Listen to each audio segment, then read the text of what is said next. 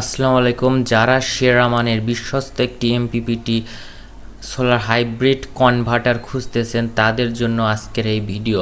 এটি কিন্তু খুবই ভালো মানের। যারা আপনাদের বাসায় আইপিএস আছে তারা কিন্তু দিনের বেলায় আপনার আইপিএসের মাধ্যমে বিদ্যুৎ বিলকে অর্ধেক করতে পারবেন। শুধু আপনার সোলার প্যানেল লাগবে এবং একটি এরকম এমপিপিটি সোলার চার্জ কন্ট্রোলার লাগবে, হাইব্রিড কনভার্টার আর কি। দেখুন আমাদের প্যানেল থেকে ইনপুট হচ্ছে 3 এম্পিয়ার এবং এমপিপিটির মাধ্যমে বুস্ট করতেছে আপনার প্রায় 8 এম্পিয়ারের মতন।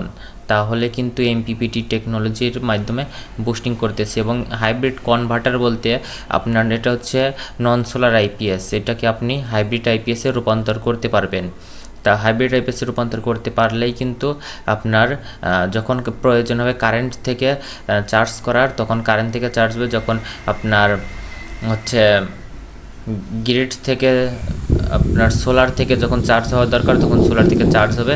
চার্জ ফুল হয়ে গেলে কিন্তু সে লাইন কাট অফ করে দিয়ে অটোমেটিক কিন্তু আপনার সোলার থেকেই ঘরের লাইট ফ্যান সব কিছু চালাইতে পারবেন। এগুলো আমরা অ্যাসেম্বলি করে থাকি। তো বর্তমানে কিন্তু মালামালের সংকট, জ্বালানির সংকটের সাথে সাথে এগুলোরও কিন্তু সেম অবস্থা হয়ে গেছে। তো তারপরেও আপনাদেরকে আমরা দেওয়ার চেষ্টা করতেছি। স্ক্রিনে দেওয়া হোয়াটসঅ্যাপ নাম্বারে আমাদের সাথে যোগাযোগ করবেন। আর যদি বর্তমানের প্রাইসটা যদি বলে দেই আপনাদের, সেক্ষেত্রে 40 এম্পিয়ারের দাম 7,500 টাকা, 60 এম্পিয়ারের দাম 8,500 টাকা এবং সর্বশেষ 80 এম্পিয়ারের দাম 9,500 টাকা। তো দেখুন আমার এখানে একটি ফ্যান চলছে এবং একটি 40 ওয়াটের রড লাইট চলছে। তাহলে দেখুন ফ্যানটা কিন্তু রানিং হয়ে গেছে। যখন গরম হবে তখনই শুধু এই ফ্যানটা চলবে এবং নির্দিষ্ট এম্পিয়ার ব্যাটারিতে চার্জ হবে। ডুয়েল আউটপুট যে সিস্টেমটি, নির্দিষ্ট একটি ব্যাটারিতে চার্জ হবে।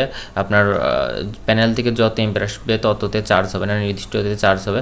তো আমরা আরেকটা ফ্যান এখান থেকে লোড দিয়ে দেই, তারপরে দেখি যে আমাদের কত এম্পিয়ার টানতেছে। তো আমরা এখন ক্ল্যাম্প অন মিটার দিয়ে দেখি, যত প্রয়োজন হবে সে কিন্তু তত টানবে। এখন যদিও বাইরে তেমন একটা রোদ নেই, তারপরেও দেখি 5 এম্পিয়ার ইনপুট, আউটপুটে 11 এম্পিয়ার বুস্টিং করে দিচ্ছে। আইপিএস কত টানতেছে আমরা সেটিও দেখি। আইপিএস টানতেছে 16 এম্পিয়ার। তো এটা বাকি যেটা আছে সেটা কিন্তু সে ব্যাটারি থেকে টানতেছে। আমাদের এটাই বিশেষত্ব হলো, যখন সোলারের রোদ কিছুটা কমে যাবে তখন সরাসরি সে মেন লাইনে শিফট না হয়ে ব্যাটারি থেকে 15% খরচ করবে।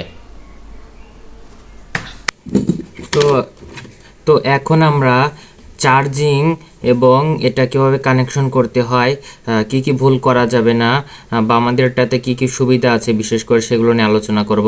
তো দেখেন এটি সোলার প্যানেল।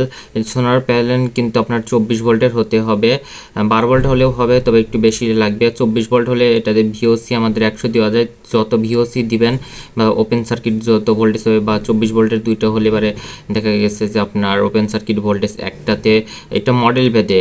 আর ইসি প্যানেলে কিন্তু 65 ভোল্টেজও ওপেন সার্কিট ভোল্টেজ পাওয়া যায়। ওটা আমরা টেস্ট করি নাই, কিন্তু ওটা আমরা টেস্ট করব ইনশাল্লাহ সামনে। তো এইটাতে কিন্তু আপনার ওপেন সার্কিট ভোল্টেজ নোকো পাওয়ারের যেটা আছে সেইটাতে 36 ভোল্টেজের মতন আসে। তো এরকম আপনার দুটো প্যানেল সিরিজ কানেকশন করে এমপিপিটিতে দিবেন। তবে তার আগে কিন্তু ব্যাটারি কানেকশন করে নিতে হবে। প্যানেল কানেকশন আগে করা যাবে না, আগে ব্যাটারি কানেকশনটা করে নেবেন। তাই আইপিএস আগে থেকে ব্যাটারির সাথে লাগানো থাকে। জাস্ট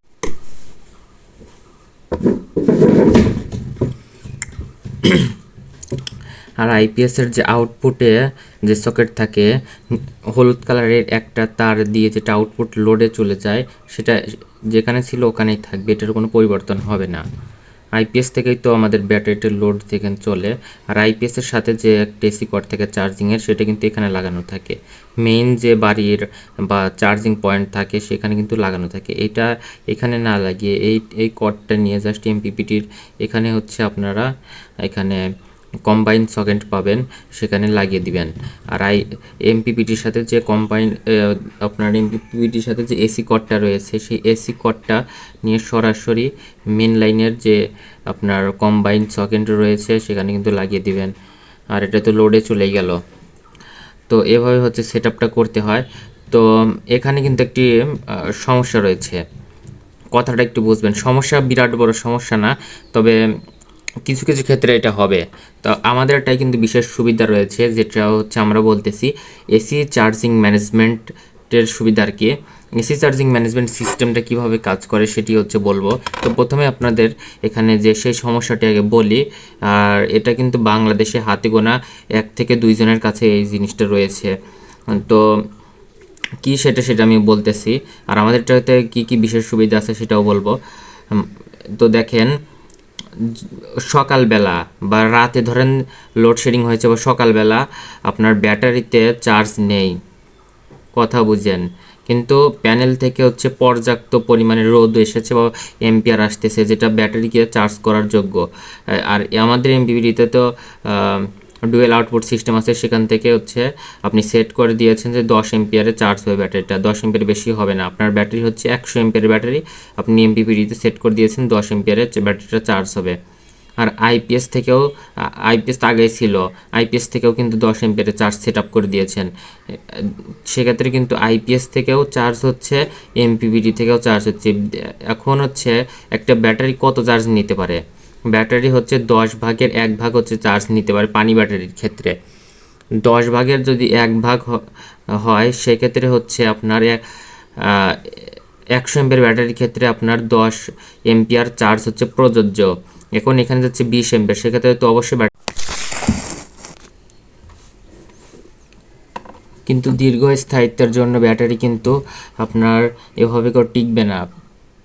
অবশ্যই কিন্তু আপনার এসি চার্জিং ম্যানেজমেন্ট করতে হবে, অর্থাৎ আইপিএসকে কেবল দিতে হবে যে কখন চার্জ করতে হবে কখন করতে হবে না। আইপিএসের পিছনে যদি একটা সুইচ থাকে, যেটা আপনার বন্ধ করে দিলে এসি চার্জিং বন্ধ করে দেয় বা আইপিএস থেকে চার্জ হওয়া বন্ধ করে দেয়, সেই সুইচ দিয়ে কিন্তু করা যেতে পারে। কিন্তু এটা কে আছে যে সারাদিন কখন মানে রোদ উঠলো গেল, কখন চার্জ দিতে হবে, সুইচ অন অফ করতে হবে, কেউই তো করবে না, তাই না? আর এখন তো মানুষ সবসময় অটোমেটিক জিনিসটাই চায়। তো সারাদিন তো আর এগুলো করা সম্ভব না, তাই না? অটোমেটিক করতে হবে। তাই আমাদের এমপিপিটিতে একটা লাল কালারের তার পাবেন, এই যে এখানে যে ডিএসপি লেখা রয়েছে। আপনার যদি ডিএসপি আইপিএস হয়ে থাকে, আমি সার্কিটটাও দেখাচ্ছি, এই যে এরকম, বা সাইন ওয়েভের ডিএসপি, এই যে দেশিগুলা, এই যে এখানে হচ্ছে আপনার 14 নাম্বার পিনে ওই তারটা নিয়ে এখানে লাগাতে হবে। দেখাচ্ছি আমি, এই যে ডিএসপি এখানে এঁকে রেখেছি। ডিএসপির হচ্ছে এখানে আপনার ভোল্টেজ ডিভাইডার থাকে, এখানে 100 ওহম এর একটা রেজিস্টার পাবেন, 100 ওহম। এটা নিয়ে এই যে 14 নাম্বার পিন আছে যেটার এমপিপিটির, তারটা বের করে দেওয়াই থাকবে বা আপনারা বের করে নেবেন। স্কোয়ার ওয়েভের জন্য, যেহেতু বাংলাদেশের বেশিরভাগই হচ্ছে স্কোয়ার ওয়েভের আইপিএস, স্কোয়ার ওয়েভের জন্য অটো কাপলার থাকবেই এই জায়গাতে। এই যে এরকম অটো কাপলার থাকবে, অটো কাপলার থেকে লাইন, আমি প্রথমে ডিএসপিটা বোঝাই। এখান থেকে তারটা নেবেন, এই যে ডিএসপি লেখা আছে এই জায়গাতে, তারটা সোল্ডারিং করে এই জায়গা থেকে তার নিয়ে সরাসরি এই জায়গাতে 100 যে রেজিস্টার আছে খুঁজে বের করবেন, 100 রেজিস্টার লাগাবেন। 100 রেজিস্টারটি আবার যেভাবে করে 14 নম্বর পিনের সাথে কানেকশন করা আছে। আর এখানে হচ্ছে 4.7 একটা রেজিস্টার এখানে লাগানো আছে, যেটার আর এক প্রান্তে 5 ভোল্ট দেওয়া আছে। তো এখানে লাগিয়ে দিলেই কিন্তু কাজটা হয়ে যাবে। আমি হচ্ছে আস্তে আস্তে বলি এটা কিভাবে কি করে। তো এটা গেল ডিএসপি আইপিএস বা পিওর সাইন ওয়েভের ক্ষেত্রে। আর অনেকেই বলতে পারেন যে কোনটা কোথায় লাগাবো বা কাদের দিয়ে দিয়ে লাগাবো। তো বাংলাদেশে কিন্তু হাজারো হাজারো মডেলের আইপিএস আছে। তো এসি চার্জিং ম্যানেজমেন্ট আপনারা আমি দেখিয়ে দিচ্ছি 3টা মডেলই যেহেতু জনপ্রিয় বা 3টা সিস্টেমে যেহেতু বেশিরভাগ চলে, তাহলে এভাবে করে আপনারা খুঁজে বের করে নেবেন বা আপনার এলাকার ইলেকট্রিশিয়ান দিয়ে এটা করিয়ে নেবেন। ইলেকট্রিশিয়ান বা যারা হচ্ছে টেকনিক্যাল কাজ করে, দেখা গেছে যে যারা টিভি মেকানিক বা আইপিএসের কাজ করে তাদের কাছে নিয়ে গেলে সবচেয়ে ভালো হয়। যে আপনার এলাকায় যারা আইপিএসের কাজ করে তাদের কাছে নিয়ে গেলে এটা খুব সহজেই করে ফেলবে। বা আপনি যদি বাসায় যদি তাতাল থাকে বা আপনি যদি ইলেকট্রনিক্স সম্পর্কে জ্ঞান রাখেন, সেক্ষেত্রে কিন্তু এই কাজগুলো কিন্তু করতে পারেন। তো আমরা যেহেতু অনেক ব্যস্ত থাকি, তারপরেও আপনাদের চেষ্টা করে সাহায্য করার। আপনারা সবচেয়ে ভালো হয় এখানে যেভাবে দেখাচ্ছি হয় সেভাবেই করতে। আমাকে যদি এখন ফোন দেন, আমিও কিন্তু সেই একই কথা বলবো, তাই ওই কথাটা এখন সরাসরি আমি খাতায় এঁকে দেখাচ্ছি, সেভাবে আপনারা দেখুন। তো তারপরে হচ্ছে স্কোয়ারে নাতাশা বা অনেক তিন রিলে, সরি এই যে 3 রিলে, তো এটা নাতাশা সার্কিট, তারপরে আপনার সুকাম সার্কিট বা অন্যান্য সার্কিট, যেটাতে হচ্ছে 30 21 এই যে অটো কাপলার যেটা থাকে, 30 21 যে আপনার আইপিএস আছে অটো কাপলার থাকে, সেটাতে এখান থেকে অটো কাপলার থেকে লাল কালারের যে তারটা আমরা বের করে দেই, সেটা নিয়ে জাস্ট এখানে লাগিয়ে দিবেন 1 নাম্বার পিনে, হয়ে গেল এসি চার্জিং ম্যানেজমেন্ট। আর যাদের 3 রিল আইপিএস এই যেরকম একটা ট্রানজিস্টর লাগানো থাকে, এক পিন গ্রাউন্ডের সাথে থাকে আর এক পিন হচ্ছে রিলের সাথে লাগানো থাকে, এখান থেকে জাস্ট এই তারটা এনে জাস্ট এই জায়গাতে লাগিয়ে দিবেন, ব্যাস হয়ে গেল। এইটুকু একটা কাজ।